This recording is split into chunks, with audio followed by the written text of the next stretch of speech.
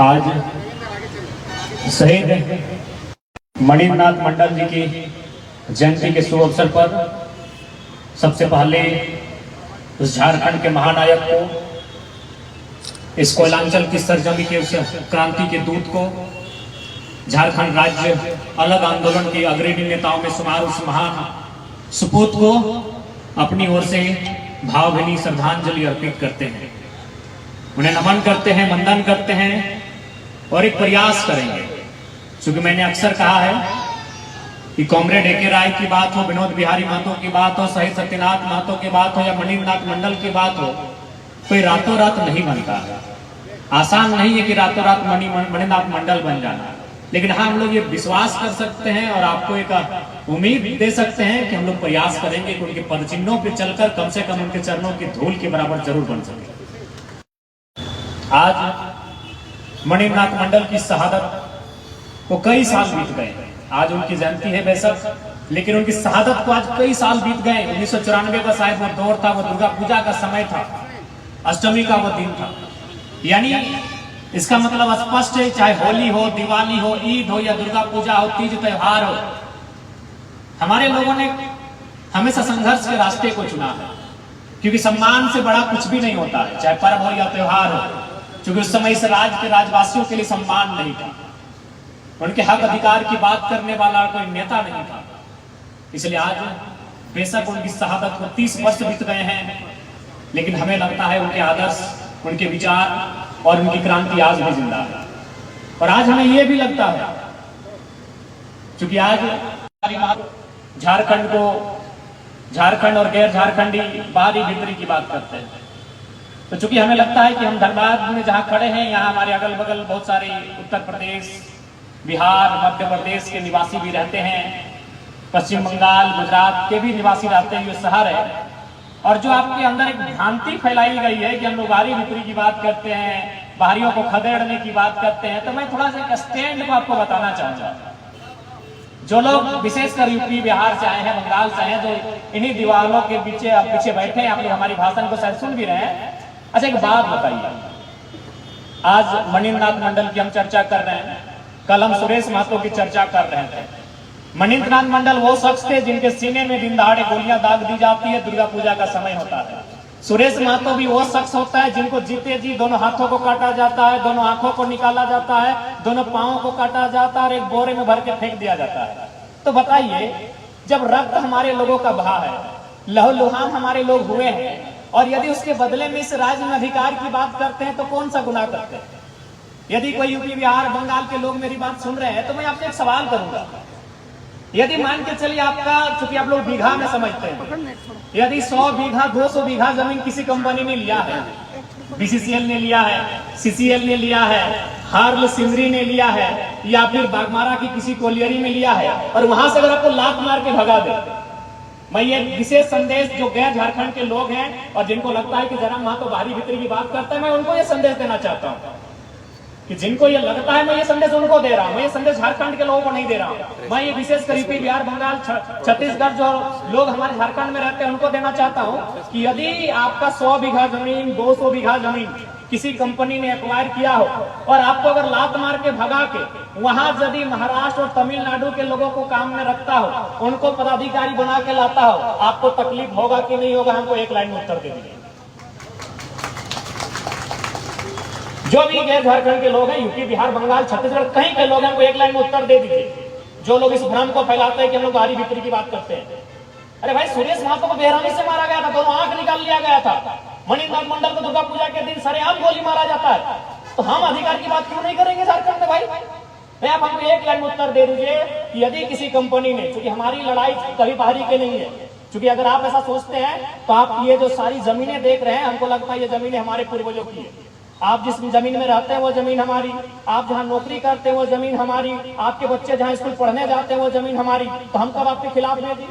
जो यहाँ काम काज करते हैं, जो व्यापार करते हैं, जो ईमानदारी पूर्वक, जो निष्ठा पूर्वक अपने कर्तव्यों का निर्वहन करते हैं, जो रोजी रोजगार की तलाश में आए, उनसे हमारा कोई शिकवा गिला नहीं है। लेकिन जो माफिया बने उनके खिलाफ हम 1980 में भी थे, आज भी हैं, 2050 में भी रहेंगे।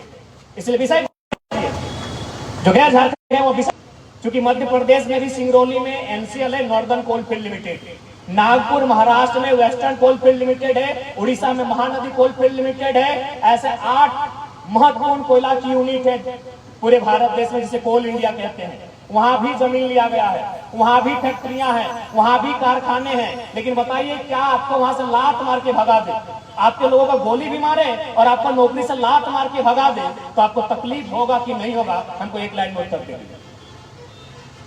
तो भाई, हम तो अपने लोगों की बात करते हैं। हमने तो स्पष्ट कहा है कि अगर 10 नौकरी कहीं होगी तो 7.5 75% यानी 7.5 नौकरियां झारखंडियों की, 2.5% में यूपी, बिहार, बंगाल, गाजियाबाद, जहां के आना है स्वागत रहेगा। इसलिए विषय को समझिए। आप अगर भ्रम की स्थिति में, तो विषय को समझिए। चुनाव लड़ना, वोट देना ना देना अलग बात है, लेकिन मेरे स्टैंड को जान लीजिए। हमारी लड़ाई माफियाओं से, हमारी लड़ाई उनसे है कि गोली खाएंगे मणिनाथ मंडल, गोली खाएंगे मणिनाथ मंडल और 17,000 करोड़ का ठेका है वो बलिया का दबंग लेगा।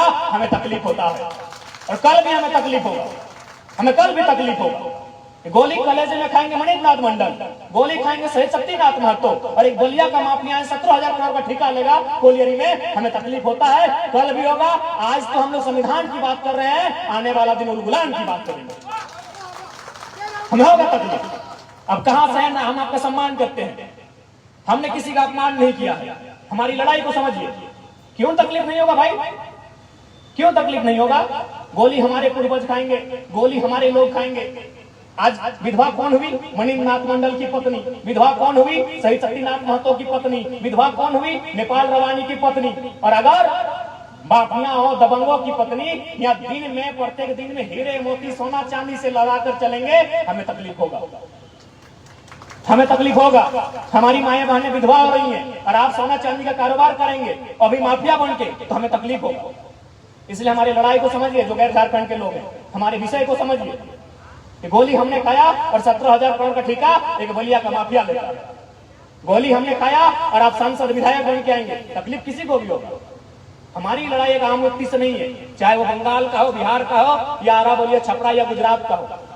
हमारी लड़ाई किसी व्यवसायी से नहीं है, हमारी लड़ाई किसी उद्यमी से नहीं है, हमारी लड़ाई किसी रोजगार करने वाले व्यक्ति से नहीं है, हमारी लड़ाई किसी दुकानदार से नहीं है। हमारी लड़ाई उनसे है जो हमारे राज्य में हमें डोमिनेट करना चाहते हैं, और ये लड़ाई निरंतर चलेगी जब तक ये राज्य स्वराज का अनुभव प्राप्त नहीं करेगा। इसलिए विषय को जानिए। आप विषय को नहीं जानते, इसलिए भ्रम फैलाया जाता है। तो मणिनाथ मंडल की भी लड़ाई हुई थी, और आज 30 साल बाद जयराम महतो की भी वही लड़ाई है। हमारी लड़ाई शोषित वंचितों के पक्ष की लड़ाई है, हमारी लड़ाई उत्पीड़न के खिलाफ है, हमारी लड़ाई माफिया दबंगों के खिलाफ है। और इस लड़ाई को हम लोग लड़ेंगे। शहादत से हम लोग पीछे नहीं हटेंगे, शहादतों से हम लोग पीछे नहीं हटेंगे। न कल को हम लोग पीछे हटे थे, न आज पीछे हटेंगे, न आने वाले 10 साल के बाद हम लोग पीछे हटेंगे। हमारी नियति में है जेल जाना, हमारी नियति में है गोलियों खाना, हमारी नियति में है शहादत देना, और इस नियति को कौन टालेगा भला? इसलिए जो लोग ऐसा सोचते हैं, पहले उनको मैंने ये संदेश दिया, आप विषय को समझो। पुनः हम आपके आज के विषय में वापस आएंगे। मणिनाथ मंडल, चूंकि जैसा मुझे जानकारी है, मणिनाथ मंडल जी जिस समय उनकी शहादत हुई थी, जब उन्होंने शहादत की गति को प्राप्त किया था, वो धनबाद जिला से झारखंड मुक्ति मोर्चा के जिला अध्यक्ष थे। तो सबसे पहले मैं तमाम मीडिया के स्रोत के माध्यम से राज्य की सरकार श्रीमान हेमंत सोरेन तक ये संदेश पहुंचाना चाहूंगा कि कभी अगर आपको समय मिले, फुर्सत मिले, तो मैडम कल्पना सोरेन की चिंता से बाहर आइए और आज आके मंडल जी की जो अर्धांगिनी है उनके सुख दुख को जानिए और इन्हें शहीद का दर्जा देने का काम करिए। आपका जिला अध्यक्ष है भाई, आपकी पार्टी का जिला अध्यक्ष रहते हुए शहादत दिया है। इसलिए हम आपसे आग्रह करेंगे माननीय मुख्यमंत्री महोदय कि समय मिले तो कभी बसंत सोरेन और अपनी अर्धांगिनी, जिनको विधायक बना दिए गांडे से, 10 करोड़ फूंक दिए राज्य की संपत्ति को, वहां पूरा सिस्टम को लगा दिए चुनाव लड़ने में। चलिए अच्छी बात है, आप राजा साहब हैं तो हमें क्या भाई, आपका दौर है, लेकिन कम से कम अगर फुर्सत मिले तो मणिनाथ मंडल के परिवार से भी मिलिए, और परिवार से मिलिए नहीं, ये आपके जिला अध्यक्ष हैं, इनको अविलंब शहीद का दर्जा मिले, और साथ ही साथ विधानसभा के परिसर में इनके स्टेचू लगना चाहिए। आपके जिला अध्यक्ष रह चुके हैं, जो मूर्ति गार्डन आपने बनाया है वहां इनकी मूर्ति स्थापित होनी चाहिए। आज अभी सुने शहीद सुनील महतो, जो आपके पार्टी के सांसद रहे हैं, शायद वो मुख्यमंत्री बनते, श्री गुरु जी समय जेल जा चुके थे, यानी वो मुख्यमंत्री का चेहरा बन रहे थे, उनकी हत्या की जाती है, उनकी बेटी की मृत्यु हो जाती है। पता नहीं आप कहाँ है, क्या आपने खबर भी लिया है कि नहीं, पता नहीं, या फिर अपने परिवार को लेकर केवल व्यस्त है। तो इसीलिए बड़ा दुर्भाग्य है कि ये मणिनाथ मंडल के रक्त से सिंचा गया झारखंड है। ये तमाम विनोद बाबू के नेतृत्व का ये धरती है जहां कॉमरेड ए.के. राय गुरु जी का ये दौर रहा है, उसे दौर के मणिनाथ मंडल साथी रहे हैं। तो आज अगर इस मेहनत से अगर इस राज्य को सींचा गया है तो कम से कम इस राज्य को बनाया क्यों गया था, उस पर चिंतन मंथन करने की आवश्यकता है। इस राज्य का निर्माण केवल 81 विधायक अलग करने के लिए हमने नहीं बनाया था। इस राज्य का निर्माण केवल 14 लोकसभा का चुनाव, 14 मेंबर ऑफ पार्लियामेंट के लिए हमने अलग नहीं किया था। इस राज्य का निर्माण हमने 24 अलग डीसी बनाने के लिए नहीं किया था। इस राज्य का निर्माण हमने 3.5 करोड़ की जनमानस के लिए किया था। और आज ये 3.5 करोड़ जनमानस पलट के ये पूछ रहा है कि इस राज्य में हम है कहाँ, हमारी शिक्षा व्यवस्था क्या है, हमारी स्वास्थ्य व्यवस्था क्या है, हमारे रोजगार का दर क्या है, और हमारे जो इस राज्य का ग्रोथ है वो कहाँ है। तो आज इस राज्य के जनमानस 3.25 करोड़ से 3.5 करोड़ के आसपास जो दौड़ चली है, आज ये सवाल कर रही है कि हमने 81 विधायक बनाने के लिए इस राज्य को अलग नहीं किया था। इसलिए आज हम ये संदेश देना चाहिए। और साथ ही साथ इस कार्यक्रम में जितने भी लोग आए उनको धन्यवाद देते हैं। सुने धनबाद के सांसद भी आए थे, इशारों में उन्होंने कुछ कहा हमारी पार्टी को लेकर। हम लोग इशारों में नहीं कहते, हम लोग डायरेक्ट कहते हैं माननीय सांसद महोदय अच्छी बात है, मियां मिट्टू बन रहे अच्छी बात है, लेकिन आपको भी मालूम है अगर आप धनबाद से लोकसभा का टिकट लिए हैं तो जयराम महतो आंदोलन की देन है।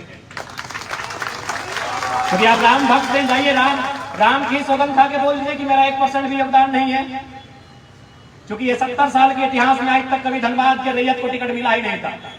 तो इसलिए आप अच्छी बात है, आप संसद में हैं, सुने आपकी सुरक्षा बढ़ गई है, भोकालबाजी कर रहे हैं, अच्छी बात है। आप राजा हैं, अभी राजा की तरह राजशाही पाठ का आनंद लीजिए, लेकिन आप इस प्रकार से जो टिप्पणी करते हैं इशारों में मत कीजिए, डायरेक्ट कीजिए। हम डायरेक्ट कहते हैं आप राम जी के भक्त हैं, आप बिल्कुल राम जी की सौगंध खा के कहिए कि आज जो आप धनबाद लोकसभा के प्रत्याशी बने हैं उसमें भाषा आंदोलन और जयराम महतो का रोल नहीं है। हम अगली बार से आपका नाम लेना छोड़ देंगे। आपको चुनाव हराने के लिए हम लोग क्यों लड़ेंगे जी? हम लोग 8 लोकसभा में प्रत्याशी दिए हैं, हम लोग खुद को जिताने के लिए लड़े हैं, आपको हराने के लिए हम लोग प्रत्याशी दिए। क्या भाषण लेके जाते हैं आप? और आपको संदेश देना चाहेंगे कि 15 अगस्त में बड़ी शान से अपने झंडा पर आया है। तो देश प्रेम का मतलब क्या, अगर नहीं जानते तो सुन लीजिए। आज देश प्रेम का मतलब होता है कि तिरंगे से और जनगण मन से बाद में पहले यहाँ के जनता से प्रेम किया जाए। क्या आप सच में करते हैं? अगर करते हैं तो आपके समर्थक 2-4 महिलाओं को मार के उल्टा दिन लहूलुहान हो गया, थाना में केस ले लिया गया। बात करते हैं देश प्रेम की। और आपको भी कहना चाहेंगे, हो सके बहुत सारे लोग संसद के समर्थक बैठे हैं, विधायक के समर्थक बैठे हैं, मेयर के समर्थक बैठे हैं, अच्छी बात है उनके समर्थक हैं, लेकिन अगर आप भी देश से प्रेम करते हैं तो सवाल कीजिएगा कि संसद महोदय आपके जीवन शैली में और गांव के अंतिम जो व्यक्ति है उसकी जीवन शैली में कितना अंतर है? अगर बहुत ज्यादा अंतर है तो आप अपने आप को देशभक्त नहीं कर सकते। आप तुलनात्मक अध्ययन कीजिए। देश प्रेम का मतलब क्या है? हम 15 अगस्त के दिन स्टेटस लगा देने से, फेसबुक में पोस्ट लगाने से हम देशभक्त नहीं हो जाएंगे। मेरे लिए आप हो सकते हैं, आप तिरंगे को पहले रखते हैं, आप जनगण मन को पहले रखते हैं, पहले मैं मनुष्य को रखता हूं, दूसरे नंबर पर तमाम इस राष्ट्र की संपदाओं को, प्रत्येक चिन्हों को मैं रखता हूं।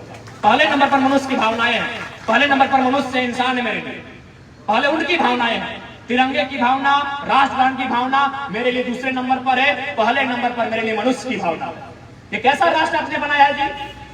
आपके पास 12,000 करोड़ की संपत्ति अखबार में छपती है और आम व्यक्ति बीमारी के इलाज में मर जाता है, और आप अपने आप को देशभक्त कहते हैं, देश प्रेम पे लेक्चर देते हैं। इसलिए आज अगर वास्तव में इस राष्ट्र को बदलना है तो आपको सवाल करना होगा, उनसे करना होगा जिनको आपने वोट किया। इसलिए आप उनसे सवाल कीजिए। किसी से हमारी व्यक्तिगत शत्रुता नहीं है, लेकिन अगर वो जिम्मा लेकर आए हैं और जिम्मेवारी से अगर पीछे हटेंगे तो उनको हम लोग याद दिलाएंगे। ये हम लोग का वचन है और उन्हें याद करना होगा, क्योंकि जनता ने आपको न्याय के लिए, जनता ने आपको उनकी दुविधा से दूर करने के लिए भेजा है। आपको अपने लोरी की संख्या बढ़ाने और कोलियरी के खदानों की संख्या बढ़ाने के लिए नहीं भेजा, चाहे कोई रहे, विधायक रहे, सांसद रहे, मिनिस्टर्स रहे। और ये आपका सवाल बनता है। अगर आप इस पे सवाल नहीं करते हैं तो आप इस देश को उस दौर में लेके जाएंगे जहां अंग्रेजों ने हमें छोड़ा था। आप ईमानदारी से बोलिए ना। अगर आप ठीक, आप ही लोग वोट दिए, बिल्कुल आप ही लोग वोट दिए, धनबाद के सांसद को भी, विधायक को भी दिए हैं, लेकिन अगर आप उनसे सवाल नहीं करते हैं तो आप यकीन मानिए इस देश को वहां लेके जाएंगे जहां आपने अंग्रेजों को छोड़ा था। अभी देखिए एक मामूली कार्यकर्ता नेताजी का पटक के मार देता है, कोई एफआईआर नहीं होता। क्यों? क्योंकि आपने लोकतंत्र के मूल्यों में होता है सवाल करना, आपने उनसे सवाल ही नहीं किया। आज राज्य में कहां सवाल हो रहा है? तो जयराम महतो से। कौन रंग का टी शर्ट पहन रहा है, कौन रंग का जूता पहन रहा है, अरे भाई हम लोग विधायक है ना सांसद है, और कहां सवाल हो रहा है? जयराम महतो से। सवाल जहां होना चाहिए वाजिब सवाल वहां की, नहीं तो अब इस देश की लोकतंत्र के मूल्यों को आप वहां लेकर जाएंगे जहां से अंग्रेज हमें छोड़ के गए। देख लिया, अब सीधा बात है, अगर मेरी लड़ाई राजकुमार मंडल से होगी तो बात बनेगा, एफआईआर भी लॉन्च हो जाएगा, डीसी भी एक्शन लेंगे, वीडियो भी एक्शन लेंगे। लेकिन अब ईमानदारी से कहिए, अगर राजकुमार मंडल या सुशील मंडल या दीपक रवानी या रिजवान साहब का अगर झगड़ा किसी सांसद के प्रत्याशी से, किसी सांसद के प्रतिनिधि से हो जाएगा, कहाँ एफआईआर लॉन्च होगा? हम किस देश का निर्माण कर रहे हैं? हम किस लोकतंत्र का निर्माण कर रहे हैं? ईमानदारी से जितने लोग बैठे वही लोग बताइए कि अगर हमारा सामना आमना किसी वीआईपी पर्सन से हो जाए तो क्या एफआईआर लॉन्च होगा? क्या एफआईआर लॉन्च होगा? नहीं होगा। क्यों? ना आपने सवाल नहीं किया, आपने केवल वोट दिया, आपने सवाल नहीं किया। जी नहीं, इसी मंच में आपने बुलाया, इसी मंच में 2 मिनट सवाल कीजिए कि इस विषय में आपका क्या कहना है, चर्चा है, आपको सवाल का उत्तर देना होगा क्योंकि आप रिस्पॉन्सिबल जगह पर, आपने सवाल नहीं किया, इसीलिए भावनाओं भर के चुनाव जीत रहे हैं। कोई धर्म के नाम पे, कोई भूत के नाम पे, कोई भगवान के नाम पे, कोई पाकिस्तान के नाम पे, मुद्दों पे चुनाव लड़ने वाला कोई नहीं। इसलिए हम लोग एक नया शुरुआत करेंगे, चुनाव मुद्दों पे लड़ेंगे, और अगर आपको अच्छा लगे तो सपोर्ट करना है, नहीं लगे तो नहीं करना है।